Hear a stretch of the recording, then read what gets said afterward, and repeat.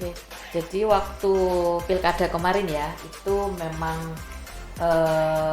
ada beberapa laporan dan juga temuan yang sudah Bawaslu tangani. Jadi untuk pelanggaran yang sering itu ada di pelanggaran administrasi, utamanya APK ya Bu Ica. Jadi kemarin kita mengetahui banyak. Assalamualaikum warahmatullahi wabarakatuh. Hai teman pemilih, kembali lagi dalam acara podcast KPU Kota Kediri, sarana edukasi, sosialisasi, dan informasi. Di sini saya sebagai host Roihatul Janah Divisi Sosdikli SDM Parmas, dan kebetulan alhamdulillah di sini kita kedatangan tamu spesial rekan kerja kami penyelenggara pemilu. Nah, ini ada Ibu Revani dari Bawaslu Kota Kediri. Ya, bisa silahkan diperkenalkan diri, Bu. Baik, terima kasih. Hai teman pemilih, saya Revani, bisa dipanggil Fani, anggota Bawaslu Kota Kediri di Divisi Penanganan Pelanggaran dan Penyelesaian Sengketa. Ya, di sini teman pemilih kita pembahasan kilas balik pilkada ya, terutama dalam tahapan kampanye yang kemarin kita sempat mempunyai pengalaman yang luar biasa, mulai dari rapat koordinasi, dan kita juga sebagai penyelenggara di sini ada aturan ya sesuai dengan PKPU 13 dan juga KPT 1636 terkait dengan tahapan kampanye Pilkada 2024. Karena di kampanye kemarin kita itu ada dua pemilihan, yaitu pemilihan gubernur dan wakil gubernur dan juga pemilihan wali kota dan wakil wali kota. Dan di sini jumlah DPT juga sekitar 222.000. Nah, di sini juga antusias masyarakat karena alhamdulillah dari metode kampanye yang kita terapkan sesuai dengan PKPU dan Juknisnya, kita bisa menghasilkan prosentasi pemilih itu sekitar 80,6% gitu ya. Dan di sini nanti bisa menceritakan pengalaman bagaimana tahapan kampanye kemarin, apa saja metodenya, dan juga mungkin ada pelanggaran-pelanggaran gitu ya, dan juga itu terkait dengan PKPU ataupun juga per Bawaslu gitu ya Bu ya. Dan di sini yang pertama pertanyaannya adalah apa saja peran Bawaslu dalam masa kampanye pemilihan? Gimana Ibu Revani memberikan pendapat? Silahkan. Baik, terima kasih Ibu Ica. Jadi terkait peran Bawaslu ya, peran yang pertama yang pasti adalah kita melakukan pengawasan. Jadi pengawasan dalam setiap tahapan ya, di semua tahapan mulai dari yang namanya pencalonan sampai dengan yang namanya penetapan. Nah, di situ kita melakukan pengawasan. Kemudian kita juga melakukan yang namanya pencegahan. Jadi sebelum melakukan proses penindakan itu ada namanya pencegahan. Yang mana di pencegahan itu kita melakukan rangkaian proses pencegahan, yaitu kita juga mengenal yang namanya himbauan, kemudian saran perbaikan, seperti itu. Kemudian setelah kita melakukan pencegahan ada yang namanya penindakan, yang mana penindakan itu adalah terhadap pelanggaran yang ada di tahapan di kampanye, seperti itu. Ya, jadi itu ya peran Bawaslu pada masa kampanye pemilihan, khususnya kilas balik di Pilkada 2024. Dalam metode kampanye itu teman pemilih pastinya juga sudah tahu ada beberapa metode kampanye yang ini menurut kami adalah strategi yang tepat untuk menarik pemilih datang ke TPS gitu ya, meningkatkan partisipasi masyarakat dalam Pilkada 2024. Nah, tidak hanya debat aja yang berlangsung kemarin 2 kali ya di Kota Kediri, tetapi juga ada pertemuan terbatas, penyebaran bahan kampanye dan juga pemasangan alat peraga kampanye. Dan ini tidak hanya secara offline tetapi kita juga melaksanakan secara online karena kita masuk dalam era digital. Jadi di era digital ini kita juga ada kampanye di dalam sosial media dan juga media massa seperti radio dan televisi gitu. Dan ini selanjutnya yang saya ingin tanyakan, diskusikan dengan Ibu Revani. Nah, apa bentuk kampanye yang diperbolehkan dan yang dilarang menurut aturan gitu? Gimana, Bu Revani? Baik, terima kasih Ibu Ica. Jadi merujuk pada PKPU 13 tahun 2024 ya, ada beberapa metode kampanye yang sudah Ibu Ica tadi sebutkan, yaitu ada tatap muka, pertemuan terbatas, debat, kemudian iklan kampanye, pembagian APK, pembagian bahan kampanye ya. Pembagian bahan kampanye itu adalah yang diperbolehkan, dan tentunya dalam melaksanakan kegiatan kampanye itu dari peserta membuat yang namanya pemberitahuan. Pemberitahuan itu nanti disampaikan kepada kepolisian dan kemudian ditembuskan kepada kita ya, KPU dan juga Bawaslu. Nah, itu beberapa hal yang diperbolehkan. Nah, untuk hal yang dilarang mengacu pada Undang-Undang 1 tahun 2015, secara umum yang tidak diperbolehkan itu adalah kampanye yang berada di tempat-tempat yang dilarang ya. Contohnya kita tahu di tempat ibadah, tempat pendidikan, kemudian instansi pemerintahan itu tidak diperbolehkan. Kemudian kampanye yang di dalam muatannya itu ada unsur sara, itu juga tidak boleh.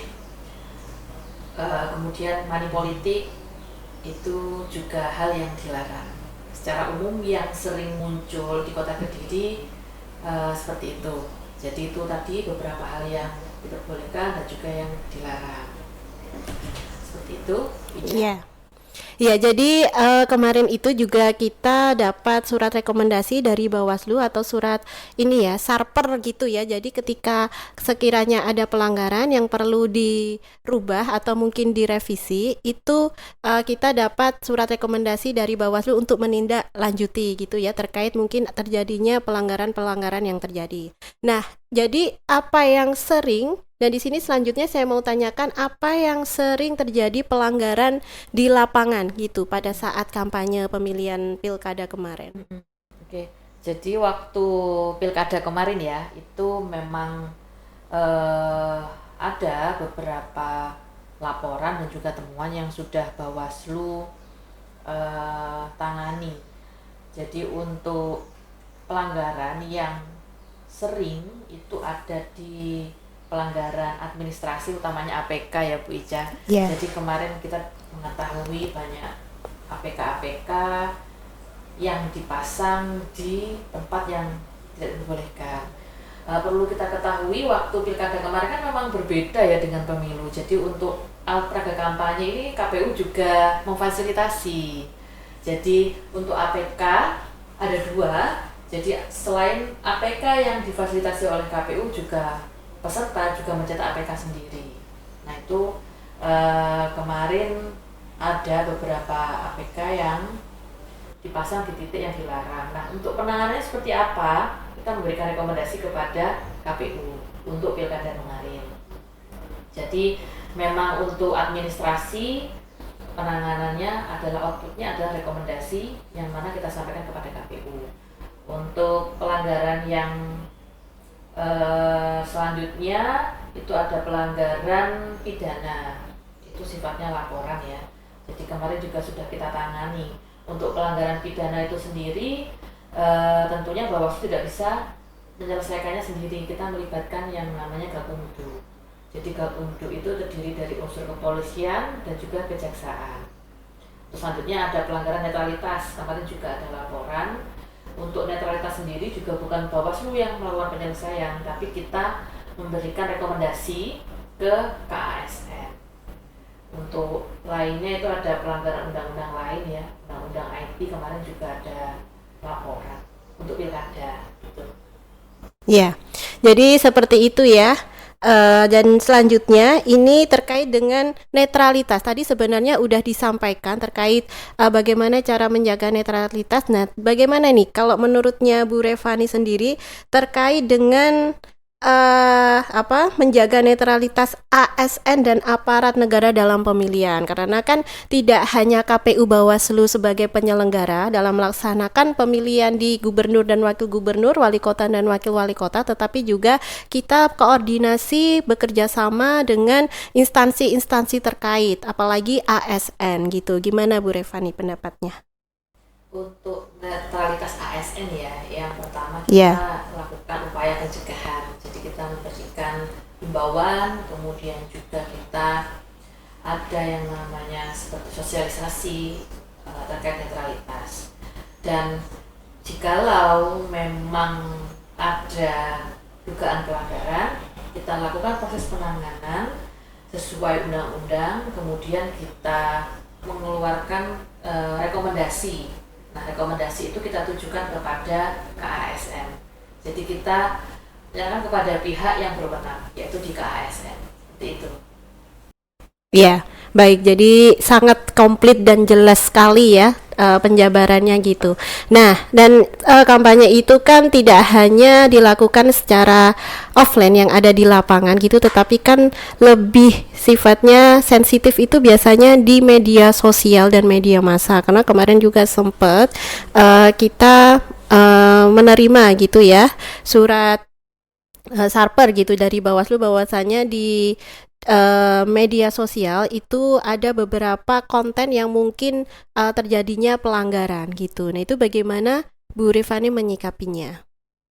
Terkait akun media sosial ya, yang di dalamnya ada muatan pelanggaran, bagaimana sih Bawaslu melakukan penanganan ya? Jadi di Bawaslu itu kita membentuk tim yang khusus untuk menangani pelanggaran yang di media sosial. Nah, selain itu kita juga bekerja sama dengan cyber ya, yang mana nanti ketika ada postingan ataupun akun yang di dalamnya memuat unsur-unsur pelanggaran, itu nanti bisa dilakukan penanganan seperti di take down ataupun postingannya dihapus, akunnya diblokir, seperti itu. Jadi kita melakukan melakukan pengawasan di media sosial dengan mengkolek akun-akun ataupun postingan yang mengandung pelanggaran.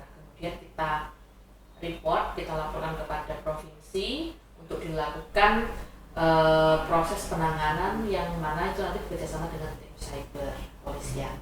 Seperti itu, Ica. Iya.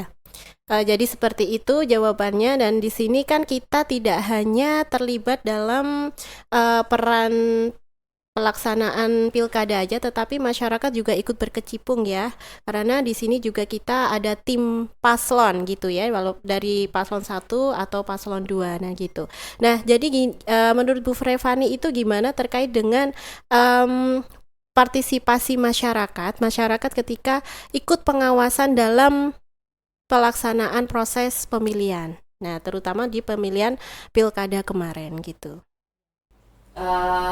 Di Bawaslu ada yang namanya pengawasan partisipatif, yang mana itu melibatkan beberapa unsur elemen ya, baik itu dari mahasiswa, kemudian dari unsur agama, itu apa sih namanya? Tokoh masyarakat. Tokoh masyarakat, tokoh agama, kemudian kita juga melibatkan disabilitas, yang mana itu nanti kita ajak untuk berpartisipasi ya dalam melakukan pengawasan. Bentuknya itu melalui sosialisasi pengawasan partisipatif ya, yang sudah Bawaslu lakukan, yang mana nanti setelah kawan-kawan itu mendapatkan sosialisasi, kawan-kawan yang berpartisipasi tadi bisa membantu untuk terjun ke masyarakat untuk berpartisipasi dan mengajak kawan-kawannya untuk aktif berpartisipasi dalam proses pemilu. Selanjutnya Di sini yang mau saya tanyakan dan didiskusikan karena kemarin seru ya kampanye di Pilkada tahun 2024 karena kita juga sudah koordinasi dengan Bawaslu dan juga instansi yang terkait. Nah, di sini mungkin ada pasti banyak tantangan ya, tidak hanya KPU yang terjadi tetapi juga di Bawaslu. Nah, ini apa tantangannya terkait dengan pengawasan pada saat kampanye Pilkada tahun 2024? Gimana Bu Revani? Baik, jadi untuk tantangan ya mungkin eh, ada terkait pengetahuan dari masyarakat sekitar mengenai APK atau alat peraga kampanye. Jadi mungkin banyak yang tidak tahu kalau merusak ataupun menghilangkan APK itu berpotensi ke pelanggaran yang namanya pelanggaran pidana.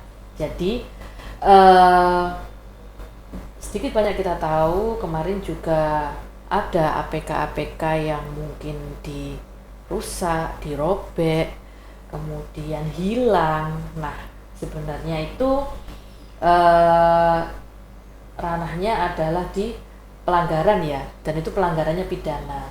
Mungkin kalau orang yang nggak tahu, cuman dicorek, cuman di ini. Nah, padahal itu ketika ada yang melapor dan jika pelakunya ditemukan itu berpotensi ke pelanggaran pidana. Pilkada kemarin ada laporan ya terkait penghilangan APK di Kecamatan Pesantren. Nah, kemarin itu ranahnya memang ke pidana, tapi setelah kita melakukan proses pembahasan bersama Gakumdu, ada beberapa unsur-unsur yang memang tidak terpenuhi, belum terpenuhi, akhirnya tidak bisa dilanjutkan ke proses berikutnya.